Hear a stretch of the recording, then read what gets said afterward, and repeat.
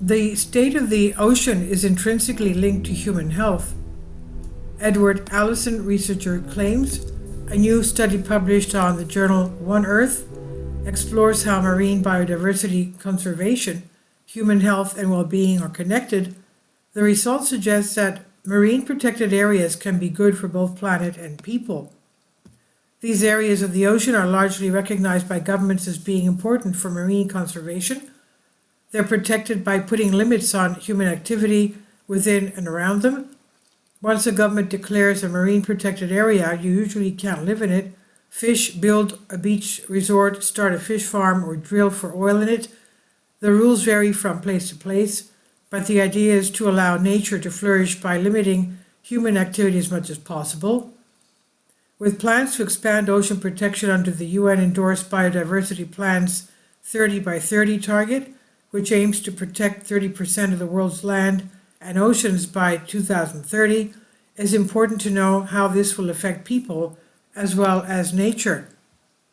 The study was conducted by the conservation charity Worldwide Fund for Nature, Harvard Institute of Public Health, and Duke University's Marine Laboratory. The team, led by marine conservation scientist Danielle Viana, reviewed all scientific articles written since 1973 on marine protected areas and their impacts on people.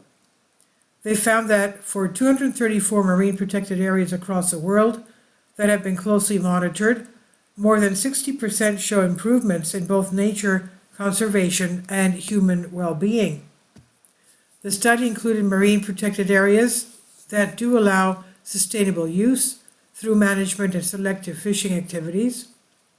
These are fishing methods such as the using a hook and line or a fish trap that don't cause physical damage to delicate habitats like coral reefs.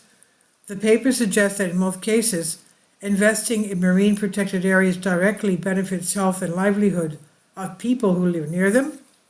Increased harvests of fish and other aquatic foods such as shellfish and seaweeds are usually the source of the benefits. Fisherfolk incomes increase and community access to nutrient-rich aquatic food improves. The benefits of marine protection for fishing-based livelihoods are largest in the small island states that have big marine protected areas such as Benin, Palau, and the Cook Islands, where more than 95% of fish catches are associated with areas-based conservation measures.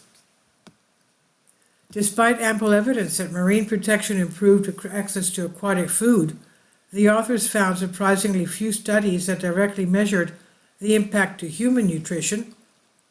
Only 3 out of the 237 studies reviewed had studied how creating marine protected areas affected the diets of people living around them. Only one study in the Philippines made the link between diets and health outcomes, because when access to fish and diets improved due to marine conservation, there were fewer stunted children from surrounding communities. Plenty more nutrients in the sea. Our continents and islands are surrounded by seas, lakes, rivers, and floodplains that are populated by edible plants and animals such as rich in vitamins, minerals, and fatty acids. These micronutrients from aquatic foods are highly bioavailable, easily absorbed by the body. If sustainably harvested and made available to nutritional vulnerable people, they could prevent malnutrition among millions of coastal people. The new report has qualified the micronutrient contributions to human diets from the aquatic foods that flourish when marine protected areas are set up. It combines data on the nutrient composition of all the aquatic foods harvested in and around marine protected areas with fish catch data from surrounding areas. The existing marine protected area network supports 14% of the global supply of 6 key micronutrients from marine fishing. This is achieved by protecting only 8% of the world's oceans. By allowing marine life to grow abundantly inside protected areas, nearby fish populations are replenished, so by conserving marine wildlife, protected areas help to sustain fish and shellfish stocks. That means bigger catches, more income from fishing or tourism, and more food. More nutrients means better health. This applies both to marine protected areas, which with the strict no take zone, where any form of fishing is banned, and those that allow regulated fishing. As populations increase, demand for aquatic food rises. Wild harvests are being supplemented by aquaculture and mariculture, and these are freshwater and marine environments equivalent to growing crops and livestock on land. Over half of the aquatic foods consumed directly by humans are now produced from aquaculture, much of it in inland waters rather than the sea. In inland waters rather than the sea. But in many countries, particularly island and coastal nations in the developing world, harvesting wild food from marine ecosystems remains crucial to nourishing the over 3 billion people who get more than 15% of their animal source protein from aquatic foods. Despite their potential to address global macronutrient nutrition, aquatic foods have until recently been underrepresented in policies and programs to end hunger and malnutrition. But with data on the nutritional composition of the world's fish species now available, studies like this can advance an approach called nutritional sensitive fisheries in aquaculture. Instead of fishing to maximize catch or profit, fisheries could be managed to optimize their contribution to human nutrition. Linking ocean conservation with human health is an exciting idea, but there are gaps in the research.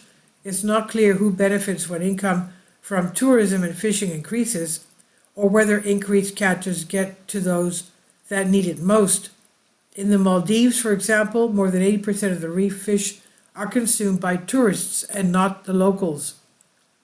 Trying to solve malnutrition with marine protected areas is going to be challenging. Many marine protected areas are not effectively managed. By contrast, 77% of catches from the world's fisheries come from stocks that are managed sustainably, though they have little room for expansion to meet rising demand. Aquaculture can do that, but the sector is still moving towards sustainability. Many key threats to marine ecosystems and wild fisheries, such as climate change and pollution, are not effectively dealt with by local marine habitat protection alone. Despite these challenges, a study highlights the nature-human relationships can be regenerative rather than exploitative. And this is from the conversation by Edward Allison, Honorary Visiting Professor, Reef Environments, Lancaster University on Science Alert. Please leave your comments and thank you for your support. Please support my Patreon account. The daily posts are 5 videos daily, and they are totally different from what I have on my YouTube channel. Thank you so much for your support and that you find all my content so interesting. You'll find the Patreon account details in the description box below.